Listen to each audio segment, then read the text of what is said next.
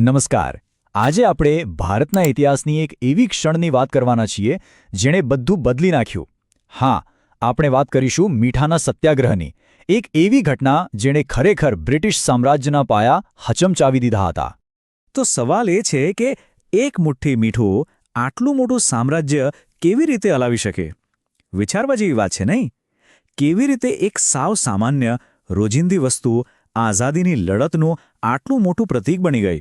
ચાલો આ આખી અસાધારણ વાર્તાને જરા નજીકથી સમજીએ. તો ચાલો આપણે સીધા જ 1930ના વર્ષમાં પહોંચી જઈએ. એ સમયે ભારત પર બ્રિટિશ રાજ હતું અને મહાત્મા ગાંધી એક એવા નવા આંદોલનનું આયોજન કરી રહ્યા હતા જે પહેલાં ક્યારેય નહોતું થયું.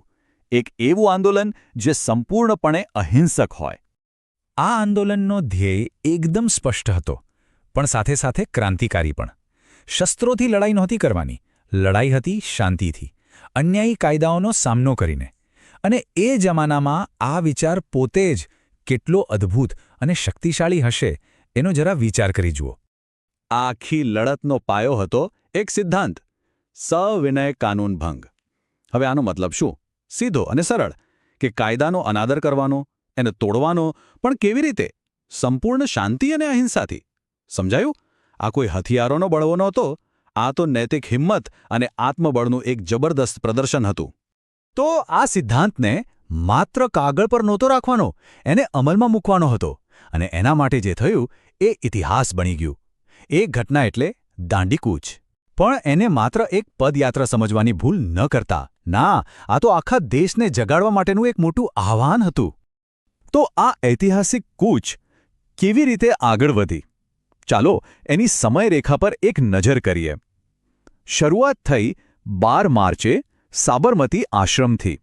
પછી 24 દિવસની લાંબી અથાક યાત્રા. અને અંતે 6 એપ્રિલે બધા દાંડીના દરિયા કિનારે પહોંચ્યા. એ જગ્યા જ્યાં ઇતિહાસ રચાવાનો હતો. જ્યારે આ યાત્રા શરૂ થઈને ત્યારે ગાંધીજી સાથે કેટલા લોકો હતા ખબર છે? ફક્ત 78. હા, માત્ર 78 સમર્પિત સાથીઓ.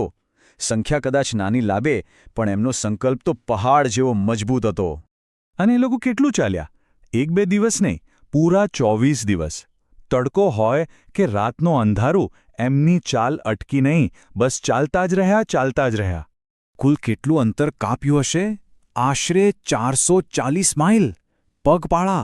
જરા કલ્પના તો કરો, આટલું લાંબુ અંતર માત્ર એક ધ્યેય માટે. બસ આ જ પ્રતિબદ્ધતા હતી જેણે બ્રિટિશ શાસનને વિચારવા પર મજબૂર કરી દીધું. અને પછી એક ક્ષણ આવી જેની આખો દેશ રાહ જોઈ રહ્યો હતો. દાંડીના કિનારે ગાંધીજી નીચે નમ્યા અને દરિયાના પાણીમાંથી ફક્ત એક ચપટી મીઠું બનાવ્યું. બસ આટલું જ. આ એક નાનકડા સાંકેતિક પગલાંથી એમણે બ્રિટિશ મીઠાના કાયદાને તોડી નાખ્યો. દેખીતી રીતે આ એક બહુ સરળ કામ હતું, પણ એની પાછળનો સંદેશ એટલો શક્તિશાળી હતો કે જેની કોઈ સીમા નહોતી. પણ વાર્તા અહીં પૂરી નથી થતી. આ એક ચપટી મીઠું તો માત્ર શરૂઆત હતી, અંત નહીં. દાંડીમાં જે નાનકડી ચિનગારી પ્રગટી હતી ને, એ હવે આખા દેશમાં આગ બનીને ફેલાવાની હતી.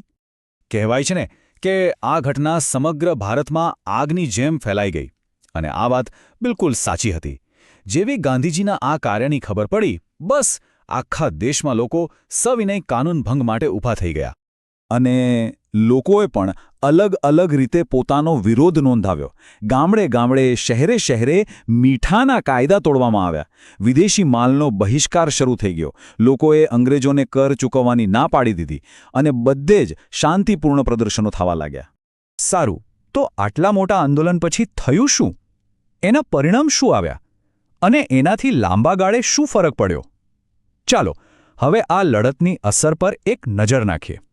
ઓકે, તો તાત્કાલિક પરિણામો પર નજર કરીએ તો હા, હજારો લોકોની ધરપકડ થઈ અને 1931માં ગાંધી-ઇરવિન કરાર પર સહી પણ થઈ. પણ એનાથી પણ વધારે મહત્વનું હતું એનું કાયમી પરિણામ.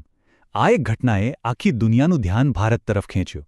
અને સૌથી મોટી વાત, આઝાદીની લડાઈ હવે ફક્ત નેતાઓ પૂરતી સીમિત ન રહી, એ એક સાચું જન આંદોલન બની ગયું. ટૂંકમાં કહીએ તો મીઠાના સત્યાગ્રહે ભારતની આઝાદીની લડાઈનો ચહેરો જ બદલી નાખ્યો. એણે લોકોને એક કર્યા, એમનામાં એક નવો જ આત્મવિશ્વાસ ભર્યો અને આખી લડતને પહેલાં કરતાં અનેક ગણી વધુ મજબૂત બનાવી દીધી. અને આ આખી વાત આપણને એક બહુ જ મહત્વના સવાલ પાસે લાવીને ઊભી રાખે છે.